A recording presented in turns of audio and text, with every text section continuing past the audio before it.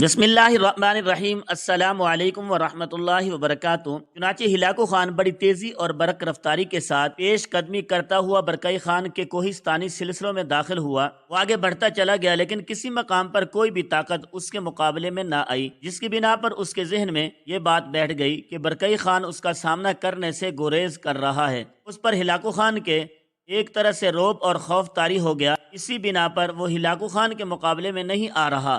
یہی صورتحال دیکھتے ہوئے ہلاکو خان نے طے کر لیا وہ اسی طرح یلغار کرتا ہوا برکائی خان کے نئے بہائے ہوئے شہر سے رائے برکائی کے یلغار کرتا ہوا چلا جائے گا اور اس کے مزید شہر کروند کو واپس لوٹے گا۔ لیکن ہلاکو خان تھوڑا سا ہی مزید آگے گیا ہوگا کہ ایک مقام پر جو کافی وسیع، تو برکائی خان اور اس کا بھتیجا نوگئی اپنے لشکر کے ساتھ ہلاکو خان اور اس کے لشکر کے راستہ روکے کھڑے ہوئے۔ ہلاکو خان کو اپنے چچزاد بھائی برکائی خان پر بڑا غصہ اور کردو تھا، اتنا وہ کہ اس کے ٹکرانے میں تاخیر سے کام نہیں لینا چاہتا تھا۔ دوسری طرف یہی حالت جوانی خان کی بھی تھی، اس لیے ہلاکو خان نے اس کے ایک عزیز کو قتل کیا تھا۔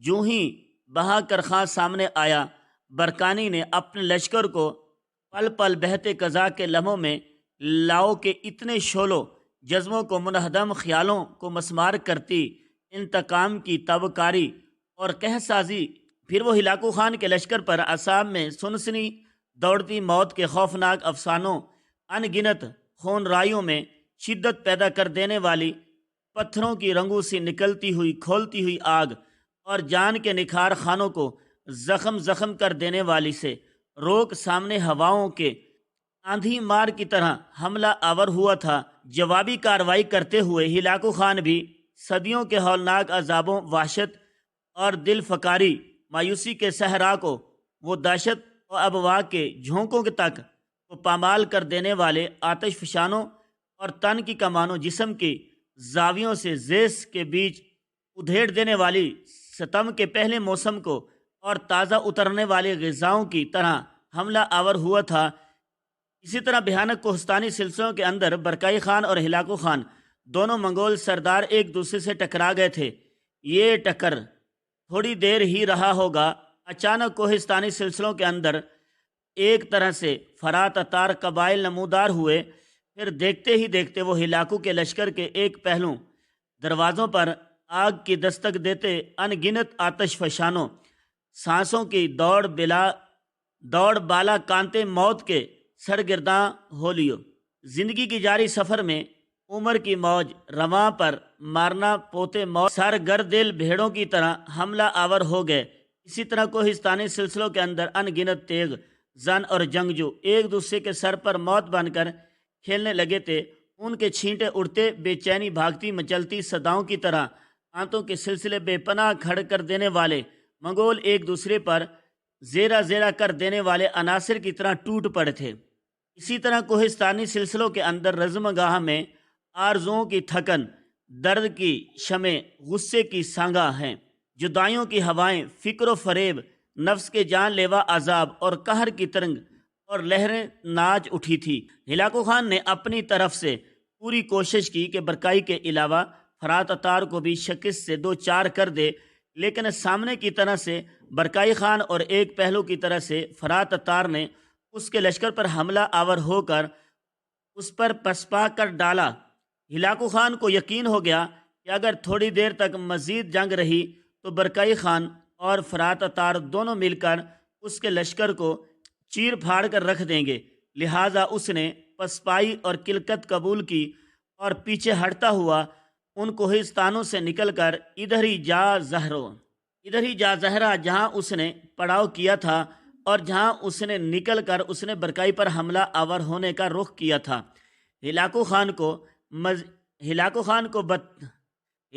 کو بدترین شکست دینے کے بعد برکائی خان اور اس کا بھتیجا نوگائی ایک جگہ ایک بڑی چٹان پر بن کر بیٹھ گئے۔ پھر برکائی خان نے فرات اتار قبائل کے سردار لوئی تتاشی اور نائب سردار شنگا خان کو طلب کیا۔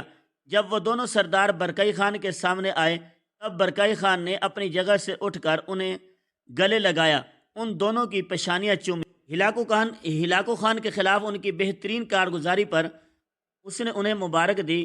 پھر چٹان پر اپنے قریب بٹھایا، ان دونوں کو طلب کر کے کہنے لگا، تم نے کیا خوب ہلاکو خان کے لشکر کے پہلوں پر حملہ آور ہو کر اپنی کامیابی اور اس کی شکست کو یقینی بنایا۔ میں تمہاری جرت مندی، تمہاری دلیری اور شجاعت کو سلام پیش کرتا ہوں۔ دیکھو، میرے شہر سرائے برقائی سے 10 میل شمال میں کوہستانی سلسلوں کے اندر تم لوگوں نے جو اپنے لیے رہائش گاہیں بنائی ہیں، مجھے میرے مخبروں نے بتایا ہے کہ وہ رہائش گاہیں ہیں بہت تھوڑی ہیں۔ ان رہائش گاہوں میں صرف وہی لوگ قیام کیے ہوئے ہیں جو سب سے پہلے یہاں پہنچے، اور جو بعد میں آئے وہ اپنے بیوی بچوں کے ساتھ آسمان تلے زندگی بسر کرنے پر مجبور ہیں، رات خیموں میں بسر کرتے ہیں۔ اپنے بھتیجے نوگائی سے کہہ دیا ہے کہ یہ کچھ کاریگر اور اپنے لشکر کا ایک حصہ تمہارا ساتھ روانہ کرے گا۔ یہ کاریگر مسلمان ہیں اور میرے پاس بخارا اور سمرقند سے آئے ہیں، بہت اچھے کاریگر ہیں۔ یہ تمہارے ہاں بڑی تیزی سے مکانوں کی تعمیر کریں گے۔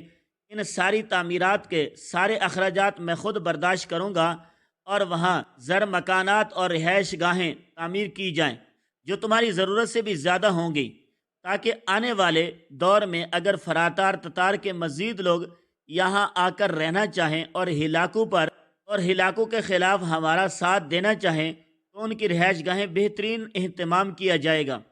یہ کام 1-2 دن میں شروع ہو جائے گا، اور میں چاہوں گا کہ یہ کام 1-2 مہینے کے اندر بالکل مکمل کر لیا جائے۔ اس علاقے میں عمارات میں استعمال ہونے والے پتھر اور ان پتھروں کو دیواروں میں اپنے جانے کے قابل بنانے والے بخار اور مرگ کے بہت سے کاریگر پہنچ چکے ہیں جو تمہارے لیے رہائش گاہیں تعمیر کریں گے اور ان کا ایک خوبصورت چھوٹے شہر کی شکل دے دیں گے، جس کے اندر بازار بھی ہوں گے، دکانیں بھی ہوں گے، تاکہ جب امن ہو تمہارے لوگ پرسکون ماحول میں اپنے آستانے آباد ہونے والے شہر میں زندگی بسر کر سکیں۔ برکائی خان کے ان الفاظ پر فرا تتار قبائل کے سردار لوئی تتاشی اور نائب رائے خان نے برکائی خان کا شکریہ ادا کیا۔ اس کے بعد برکائی خان اپنے لشکر کو لے کر پیچھے ہٹ گیا، جبکہ فرا تتار قبیلے کے سردار لوئی تتاشی اور نائب سالار اپنے آقا کو لے کر اپنے رہائش گاہوں کی طرف چلے گئے۔ دوسری طرف برکائی خان کے ہاتھوں شکست اٹھانے کے بعد ہلاکو خان جب ان پڑاؤ میں داخل ہوا تو بڑا بیزار اور غصے کے عالم میں تھا۔ چنانچہ پڑاؤ میں پہنچتے ہی اپنے سالاروں کا اجلاس طلب کر لیا۔ اس طلبی کے نتیجے میں اس کے سرداروں سے دریائے پائند 2 سب سے بڑا بزرگ سالار انچل بن قچان قتل بوٹا، توران سلاؤن، توبان سونچقان، توران ایلکان اور مہر وفاق کے علاوہ دیگر چھوٹے سالار بھی شامل تھے۔